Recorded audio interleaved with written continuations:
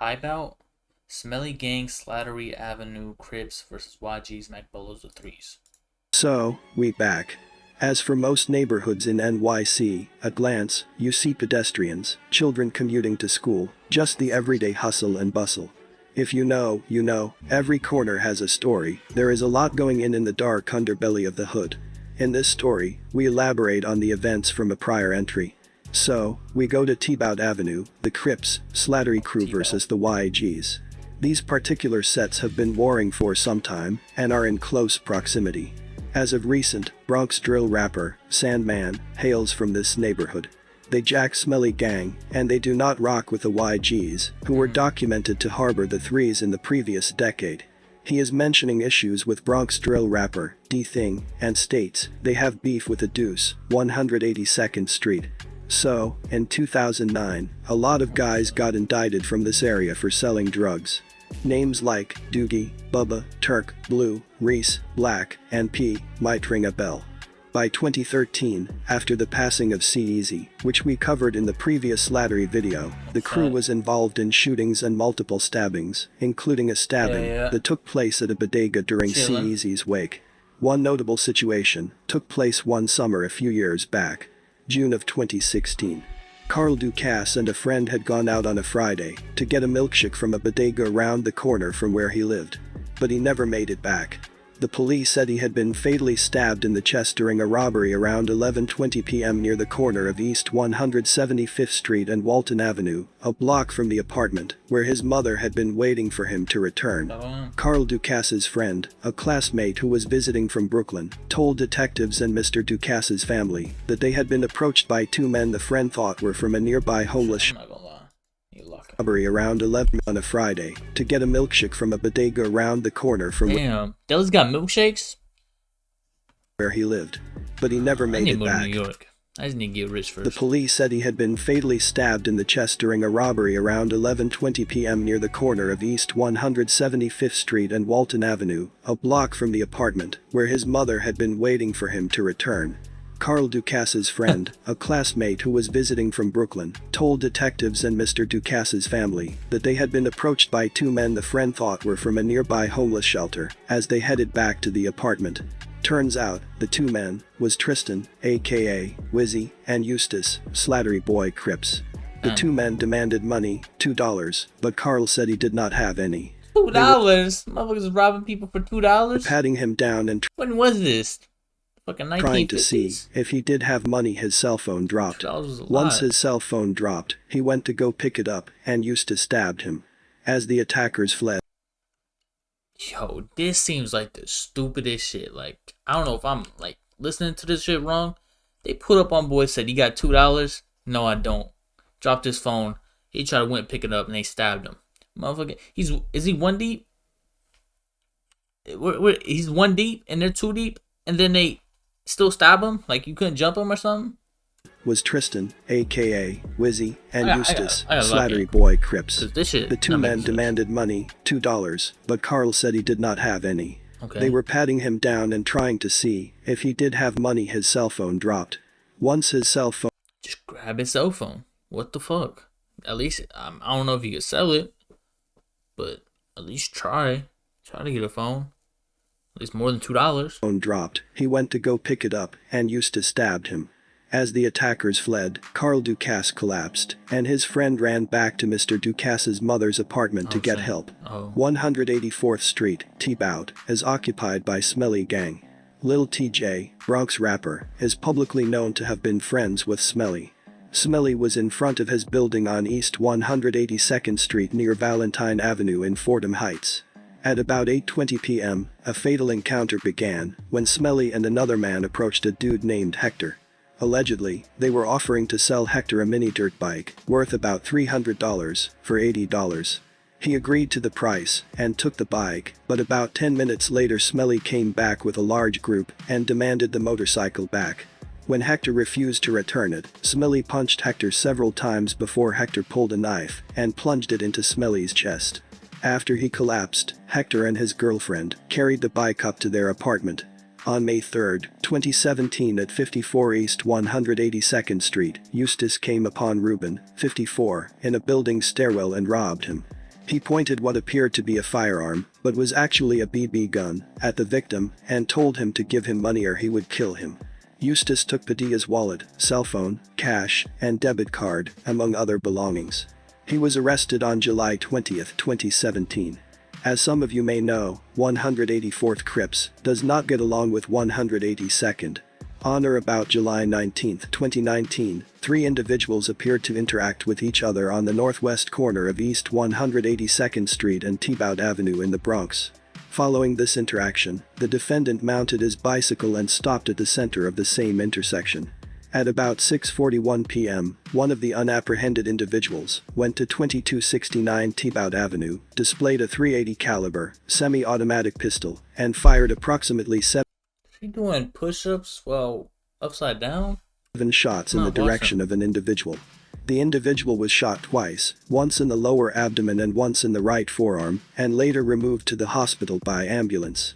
The shooter ran to the defendant, made a hand-to-hand exchange with the defendant, and then ran away.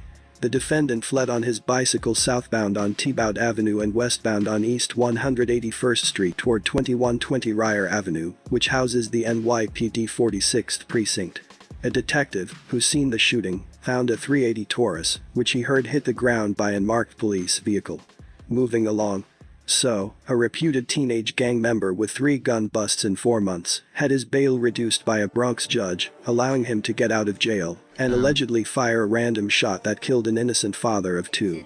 Alberto, 16, was arrested Monday in the slaying of Velasquez, 34, who was struck by a stray bullet that the teen allegedly shot blindly into a crowd while on a rival gang's turf. Ramirez was locked up on Are you dumb or are you dumb? $75,000 bail when acting Supreme Court Justice Dennis Boyle lowered the a random ass crowd amount to $10,000 cash or $25,000 bond over prosecution objections on March 2, 2021. His family bailed him out a few weeks later, putting him back on the streets. But having his bail lowered wasn't the only big break Ramirez caught from Boyle, who ignored prosecution objections and freed the teen without bail, following an earlier arrest. The judge also I remember this. I remember this was something big that happened. The judge was, sent 2 of Ramirez's gun cases to family court, even though the DA's office wanted to prosecute him as an adult on those charges. So, the stray bullet victim, Velasquez, was innocently walking with a cousin past a dice game in front of 340 E 184th Street in Fordham Heights around 12:30 a.m. May 16. Ramirez, a reputed member of the Young Gun Nazar Ig gang, allegedly opened fire indiscriminately, hitting Velasquez after venturing into territory controlled by the rival Slattery Avenue Boys gang. The shooting took place within view of his family's nearby apartment, and his mom was able to watch from a window when his friends and family staged a memorial at the scene of his slaying. "It's a hell situation," said a longtime pal, who didn't want to be named. "I went to his wake, and I couldn't talk. He's a great man. It's not okay. 2 kids, wife, working man. Everybody loved him." Ramirez is charged with second-degree murder, first-degree manslaughter and 2 counts of criminal possession of a weapon. The incident capped an escalating pattern of alleged lawlessness by the teen, who was arrested October 21 following a shooting inside a Bronx apartment. Ramirez was with 2 pals when he allegedly dropped a loaded handgun that fired a round through a wall and into an adjacent apartment, sources said. Cops got a warrant to search the apartment where the shot came from and seized 3 firearms, sources said. Ramirez was charged with second-degree criminal possession of a weapon and had his case transferred to family court with the consent of prosecutors, sources said. But barely 2 months later, on December 12, 2020, Ramirez was busted by cops who allegedly caught him with a loaded and defaced .25 caliber pistol and again charged him with second-degree criminal possession of a weapon. At his December 13 arraignment, the prosecution sought bail of $25,000. One thing I hate about these videos is it just gets boring with the same monotone voice, computer generated cash or $70,000 bond, but it was set at just $2,000 and Boyle set Ramirez free without any bail during a hearing the next day. And on February 8, 2021, Ramirez was walking near Slattery Avenue Boys' turf when he allegedly accidentally shot himself in the foot.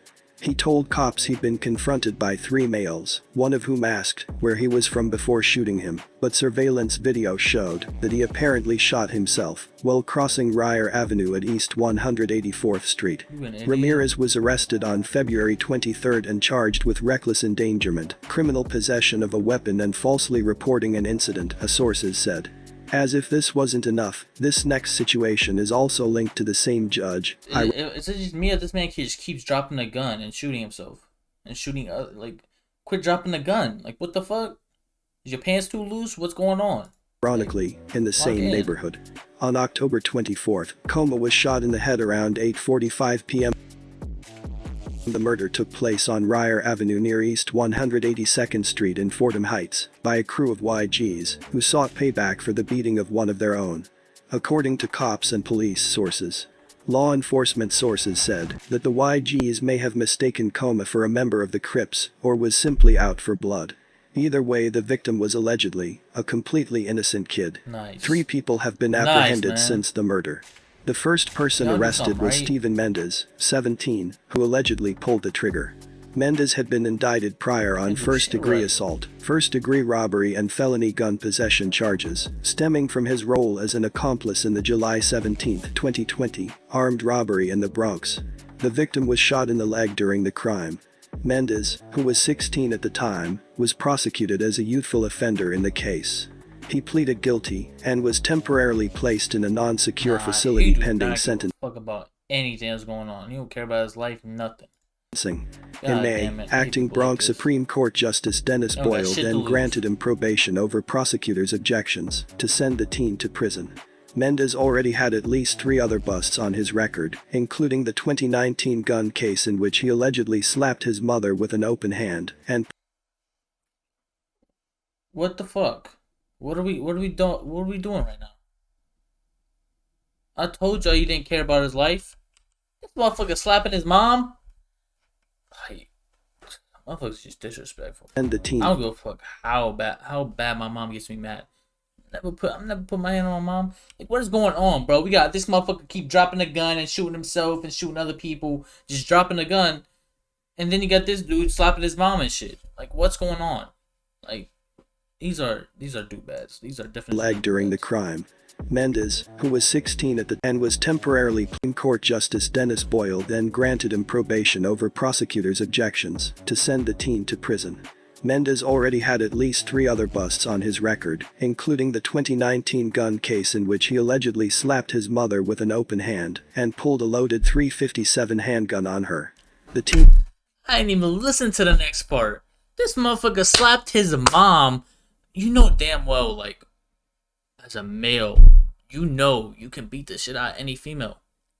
So you lose all respect for me if you put your hands on a female, knowing what you can do with them. I know there's other females that, you feel me, look like they can beat your ass, but respectfully, 9 out of 10 males can beat a female any time of the day. So why do you make it necessary to put your hands on a female and then go and threaten her with a weapon? Like, come on, bro. And it's your mom at the end of the day. It's not even like a girl you don't know, or, you feel me, someone that's not blood. It's your blood. She made you. Like, come on, bro. Lock in. His mother with an open hand and pulled a loaded .357 handgun on her. The teen allegedly got tight when he asked his mom for money and she dubbed him. You are not, they're making shit up. You did not just go to your mom, ask for money, she said no, and you slapped her. Like, motherfucker, you need to go out there and go make some money. Go work a 9 to 5. Because you obviously not doing anything worse shit. You gotta ask your fucking mom for money. Allegedly slapped his mother with an open hand and pulled a loaded motherfuckers like this, oh my god. .357 handgun on her. The teen allegedly got tight when he asked his mom for money and she dubbed him. But Boyle opted to set the teen free, citing a report that Mendez was fully engaged and performing well in school. Really? The judge felt that a state prison sentence at that point in his life for a crime committed as an accomplice at the age of 16 was not warranted. But it's like, bro, that's why I rehabbed something, because obviously he's not in the right state of mind. He can do whatever. He can be book smart. He's obviously not performing well at home. He's performing well at school, but not at home. If he's putting his hands on his fucking mom. Yeah, bro, like, it's You got no respect for him, bro. I don't give a fuck about him. That point in his life for a crime committed as an accomplice at the age of 16 was not warranted. He was sentenced as a youthful offender to 5 years as probation. Under state law, defendants between ages 16 and 19 can be granted youthful offender status, which reduces their sentences and seals their criminal records. A rep for Bronx District Attorney Darcel Clark said the judge's decision came over our objections, and that prosecutors wanted a sentence of 1 1/3 to 4 years, the maximum allowed for a youthful offender convicted of a felony. The second person arrested, Samson Walston, who was on probation until 2026 for first-degree gang assault, was arrested outside of 2263 Morris Avenue in the Bronx on Sunday morning, in connection with the killing of Psychu Coma, 21, on October 24, the sources said. Walston, aka Balla, was carrying a satchel that contained 214 vials of crack when he was arrested. He was charged with first-degree manslaughter, murder with intent, and 2 counts of criminal possession of a loaded firearm, court records show. So they saying he got probation until 2026 for the killing of the innocent on SB, and then he got caught on probation and caught with all them vials. Walston has been arrested 15 times since 2013, but 13 of those are sealed, the sources said. Yeah. The charges against him for the open cases were the first-degree gang assault in 2018, criminal possession of a loaded firearm in 2017, and false personation in 2016. Walston, a member of the 183rd Street YGs, was incarcerated in the city 6 times, the sources said. His most recent release was on July 16, documents show. He was believed to be on a bicycle with a group of males looking for a rival when Coma was mistakenly fatally shot. 16, cops said. He was charged with criminal possession of a controlled substance, criminal possession of a weapon, and reckless endangerment for the shooting in which nobody was injured, cops said. The third person was Jaron, who had a prior grand larceny case. Although Psycho happens to be from 800, who beef heavily with Third Side and the Monterey Crips. It was from 800? Hold up. I did not know it was from 800. I swear I seen Boy before. The one dude, not the dude that slapped his mom, but the other dude. They said, when they were saying 183rd, I was just thinking like, oh, what was they saying, 183rd, 181? Whatever they're saying. I thought they meant like, they was like across the street from SB. I didn't know they was like, they were talking about 800 all the way down there. Yeah. He was not gang. As a side note, you may familiar with the drill rapper K Flock. Recently, he has been charged with murder. They can't prove he shot the person. Yeah. What if the girl he was with had the gun and shot because she was scared? Yeah. What if Judge Boyle gets the case?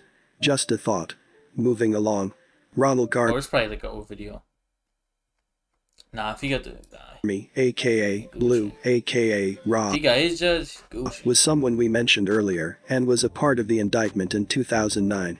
On more than one occasion, he had sold drugs to undercover cops from his building on 184th Street. He was also described in 2008 as a major cocaine dealer in the Berkshires, served 2 years in prison in Massachusetts for conspiracy to distribute cocaine. At the time of his arrest in that case, Garmy was also charged with murder for the fatal stabbing of a 24-year-old man. A grand jury concluded Garmy was acting in self-defense, since the stabbing victim was also armed with a knife and tried to rob Garmy. On August 3, 2021, Aries Rodriguez, 21, was charged with the killing of this man, Blue, aka Raw. He was shot in the chest on Tiebout Avenue near East 183rd Street. Rodriguez was arraigned in Bronx criminal court and remains held without bail. Wait, what? Hold on. Was also armed with a knife and tried to rob Garmy. On August 3, 2021, Aries Rodriguez, 21, was charged with the killing of this man, Blue, aka Raw. He was shot in the chest on Tiebout Avenue near East 183rd Street. Rodriguez was arraigned in Bronx criminal court and remains held without bail. Rodriguez was hiding out in Bethlehem Township, Pennsylvania, when police and U.S. Marshals nabbed him. For now, this just about wraps it up, but before we go, let's talk about a situation that took place at the Chinese restaurant that shows up in the Sandman video. So, plainclothes officers, part of a 46th precinct, were searching for suspects wanted in connection with an armed robbery of Welcome to Yemen Deli and Grocery at 363 East 180th Street. It was alleged that two dudes, Jason and Joshua, robbed the bodega just before 10:30 p.m. on January 5, 2015, with Joshua jumping over the counter to grab cash, fleeing 4 blocks away onto Tiebout Avenue and changing their clothing inside a building along the way. Jason, aka Jin or Wolfman, entered the Chinese restaurant. Joshua remained outside. Police responding to the robbery call approached Joshua. Jason began firing his gun, all the while approaching the officers outside the eatery. His bullets hit and wounded officers Dossi and Pellerano, but missed 3 other uniformed officers. One of his bullets also hit Joshua. Both of them fled onto Marion Avenue, but then split up. Jason, continuing. What's going on, bro? Like, this is some movie shit. I'm not gonna lie, they robbed the store. This motherfucker got shot out with the cops, hit 2 of them, and got away. Like, am I hearing this shit right? Entered the Chinese restaurant. Yeah. Joshua remained outside. Police responding to the robbery call approached Joshua. Jason began. The voice be losing me. Oh God, bro. Like, it just got no like energy. Firing his gun, all the while approaching the officers outside the eatery. His bullets hit and wounded officers Dossi and Pellerano, but missed 3 other uniformed officers. One of his bullets also hit Joshua. Both of them fled onto Marion Avenue, but then split up. Jason, continuing down the street where he spotted 2 individuals seated inside a 2015 Camaro. He ordered the pair to exit the car. He then pulled the trigger on his firearm. The gun clicked, but failed to fire. Taking off in the Camaro, Jason crashed a few blocks away. The officers survived. Jason was a part of his own drug war, separate from this area, which was allegedly between Bloods and Crips around 194th Street in Decatur. In 2014, Sean Ross, aka SB, was standing across the street from his home on Decatur Avenue near East 197th Street. At around 10:35 p.m., Jason approached and open-fired multiple rounds, which hit Ross in the torso. Ross made his way to St. Barnabas Hospital on his own, but he could not be saved. Jason was also. How the fuck he make it to the hospital by himself but lost his life? How the fuck he do that? And open-fired multiple rounds, which hit Ross in the torso. Ross made his way to St. Barnabas Hospital on his own, but he could not be saved. Jason was also charged with multiple robberies throughout the Bronx, but that's a whole nother story. But for now, this about wraps it up. As we were working on this story, ironically, one of the buildings, the Threes, which appear in this footage, was reported on fire in January 2022. 10 adults and 9 children died.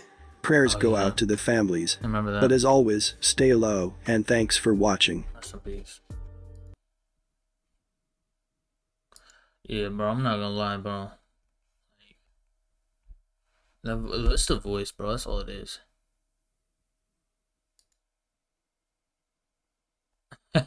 Is it the Hood City? Y'all 2 different people low. Hood City copied us, bro. Facts. But shout out to that person too. And I've been rocking with you since day 1. Forever stand low.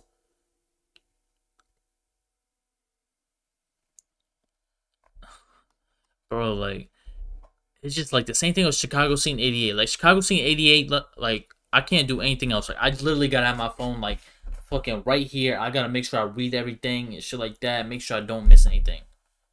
Like, that's how it be. But, like, with this shit, it don't got, like, no words I can read and shit like that. Like, bro, it's just, like, super tough. Shout out, bro. He be putting in work. But I just wish, like, it's just, like, just have, like, I don't know, he probably don't want his voice to be out there, but just use, like, a voice with some type of energy or something. Yeah, you gotta be locked in. Even then, bro, like, I don't know. I might just be slow, but I be missing sometimes. Like, I be just listening, and then I just, like, my brain will just zone out. And it's like, I don't want to just keep going backwards and shit. So sometimes I just be lost. But yeah, I think I need to just, I don't know. I just can't watch these on streams. I gotta just lock in my downtime.